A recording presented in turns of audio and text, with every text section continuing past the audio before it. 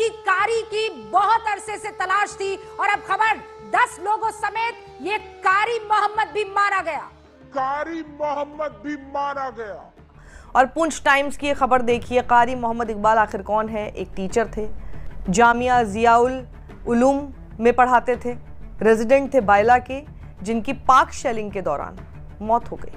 Operation सिंदूर के बाद अब जानकारी मिल रही है आतंकी कारी मोहम्मद इकबाल की भी मौत हो गई है। कोटली कैंप में स्ट्राइक में मारा गया है कारी मोहम्मद इकबाल और उसके समेत 10 लोगों की मौत हो गई है। एक बेकसूर मासूम आदमी को इन लोगों ने क्लेम कर दिया, सबने दावा करके चला दिया कि ये आतंकी है, जिसकी देखिए मौत हो गई है, जिसको मार गिराया गया है। पत्रकार अलीशान जाफरी लिखते हैं, कारी मोहम्मद इकबाल पाकिस्तानी शेलिंग में मारे गए, जो कि पुंछ के रहने वाले एक आम नागरिक हैं। ये एक टीचर थे, जामिया जियाउल उलूम पुंछ में पढ़ाते थे, और देखिए किस तरह से गलत तरीके से इनको आतंकी करार दिया गया। इकबाल मारा गया, ये बड़ा अपडेट आपको बता दें। लगातार बड़े नाम निकलकर सामने आ रहे हैं। आतंकी मोहम्मद इकबाल भी मारा गया है इस ऑपरेशन सिंदूर में। कारी इकबाल मोहम्मद का परिवार ये मांग करता है कि गोदी मीडिया जिसने झूठी खबर फैलाई पाकिस्तानी टेररिस्ट होने की, उनके बारे में उनके खिलाफ सख्त से सख्त कार्रवाई की जाए। मैं कारी मोहम्मद फारूक, मेरे बड़े भाई थे जो कारी मोहम्मद इकबाल, कल 7 मई को मेरे भाई का पुंछ मदरसा जामिया ज़ियाउल के अंदर पाकिस्तानी गोलाबारी के अंदर जो शहीद हो गए, और हमारे हिंदुस्तान की गोदी मीडिया चैनल और जी न्यूज़ जो है उसने इनके मुतालिक गलत न्यूज़ चलाकर और इनको पाकिस्तानी दहशतगर्द कहा और हमारे दिलों को ठेस पहुंचाई। हम पहले भी जख्मी थे, हमें ये हादसा हुआ और गोदी मीडिया ये बकवास कर रही है, ये झूठ फराड कर रही है कि ये पाकिस्तानी दहशतगर्द था। हम इसकी पुरजोर लफ्ज़ों में मजम्मत करते हैं।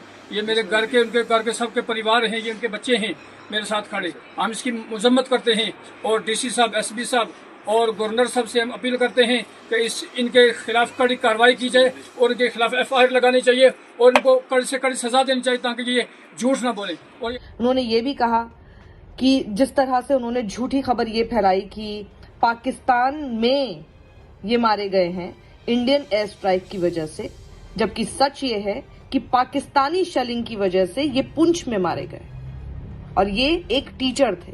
पर ये झूठी खबरें फैलाने से इनको कभी फुर्सत नहीं मिलेगी और ये कभी सुधरेंगे हैं नहीं। तो इसलिए ये भारतीय जनता पार्टी के जो MP जो लगातार बोलते रहते हैं ना, निशिकांत दुबे, ये बोल रहे हैं कि जी YouTube पर जो पाकिस्तानी एजेंडा चला रहे हैं, इन लोगों को सबसे पहले बैन करना चाहिए। सबसे पहले तो आपको बैन करना चाहिए ऊटपटांग उलझुल बातें करने के, और आपको अगर बैन ही कराना ना तो इन झूठे लोगों को बैन कराइए जो सिर्फ झूठ परोस रहे हैं या फिर देश के अंदर उन्माद फैलाने की कोशिश कर रहे हैं, दंगे फसाद कराने की कोशिश कर रहे हैं।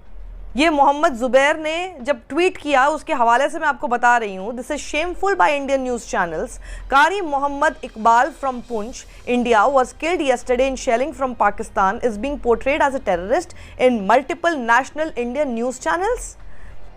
और तो और झूठ देखिए किस तरह से ये लोग फैलाते हैं। इतनी नफरत इस गोदी मीडिया के अंदर है एक धर्म के प्रति कि उनको ये भी क्रॉस चेक करना सही नहीं लग रहा है कि वो आम नागरिक है, एक भारतीय मुसलमान आम नागरिक है जो कि बेकसूर है, जिसकी मौत हो गई, या वो आतंकी है जिसे आप क्लेम कर रहे हैं।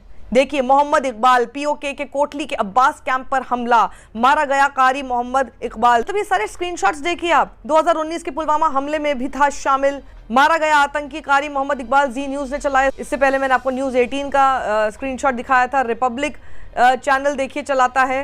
कारी Mohammad Iqbal was a top Lashkar Taiba commander involved in major terror attacks including Pulwama. अब सोचिए ऐसे मौके पर जब पाकिस्तान की तरफ से पुंछ में, भारत के पुंछ में हमला किया गया, 12 बेकसूर लोगों की जान चली गई, 42 लोग घायल बताए जा रहे हैं। उस समय पब्लिक ब्रॉडकास्टर दूरदर्शन पर ये जनाब, ये एंकर किस तरह का शो कर रहे हैं, जरा उसका नाम देखिए, भारत तैयार पर घर में कितने गद्दार। ऐसे समय में जब पूरा ऑपोजिशन साथ है, जब पूरा देश एकजुट है, जब कोई भी धर्म, जाति या पार्टी लाइंस पर डिवाइड होने को राजी नहीं है, लोग एकजुट हैं और सब देश के साथ इस वक्त खड़े हुए हैं, ऐसे में ये इस तरह का कार्यक्रम करना, बल्कि ये गद्दारी है, ये है देश के साथ गद्दारी, ये है देश के लोगों के साथ गद्दारी। और पत्रकार अतुल चौरसिया लिखते हैं, सरकार सर्वदलीय बैठक बुला रही है, नेताओं से समर्थन मांग रही है और सरकार का पालतू अशोक और डीडी न्यूज उन्हें गद्दार बता रहा है।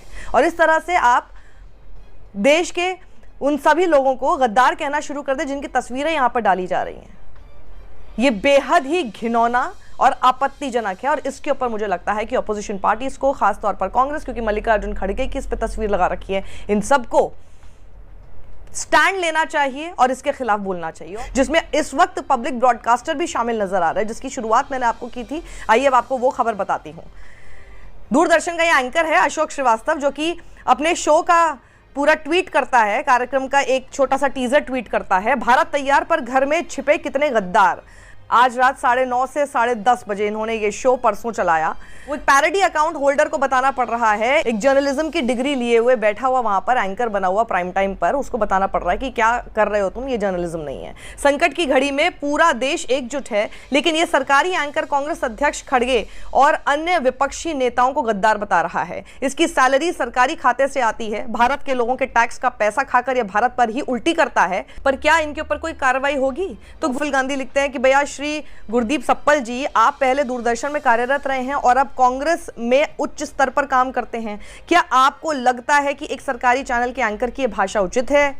एक वयोवृद्ध दलित नेता और प्रमुख विपक्षी पार्टी के अध्यक्ष को गद्दार कहना ठीक है? गलत है तो क्या कार्रवाई होगी? गुरदीप सिंह सप्पल इसके जवाब में लिखते हैं कि यह मामला हम तक भी पहुंचा है, इस पर निश्चित ही कार्रवाई होगी। बिल्कुल ये एकता तोड़ने की बात है। ये किसके इशारे पर खेल रहे हैं, इस पर हम चुप नहीं रहने वाले हैं। कानूनी कार्रवाई और राजनीतिक जवाब दोनों मिलेंगे। तो बेसिकली गद्दार कौन है? ये तो जो शो कर रहा है इस तरह का, उसी के ऊपर उंगली उठती हुई नजर आ रही है। और कांग्रेस के गुरदीप सिंह सप्पल का इशारा यही है कि किसके इशारे पर आखिर काम कर रहे हैं। पत्रकार रोहिणी सिंह लिखती हैं, जब सारी ऑपोजिशन पार्टी ने अपनी तरफ से एक अनकंडीशनल सपोर्ट दिखाया है ये गवर्नमेंट के लिए इस वक्त, ऐसे समय में जब भारत पाकिस्तान से लड़ रहा है, सबसे ज्यादा हैरान करने वाली बात ऐसे में ये होती है कि एक पब्लिक ब्रॉडकास्टर जो कि एक शो चलाता है कांग्रेस के प्रेसिडेंट मल्लिकार्जुन खड़गे की तस्वीर के साथ और बोलता है कि वो गद्दार है।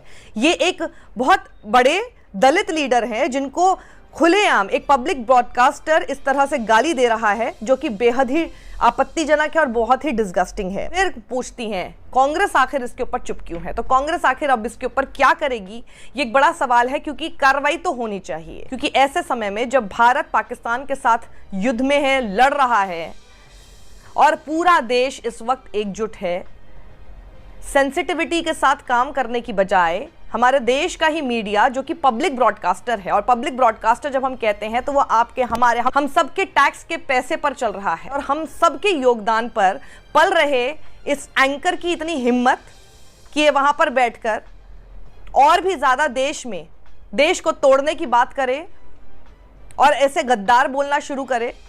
क्या इस तरह की इररिस्पॉन्सिबल रिपोर्टिंग होनी चाहिए इस वक्त? जनता की इस पर क्या राय है? मैं आप जनता से इस पर राय जानना चाहती हूं। कमेंट बॉक्स में जरूर लिखिएगा। निशिकांत दुबे को भी बताइएगा किसको बंद होना चाहिए।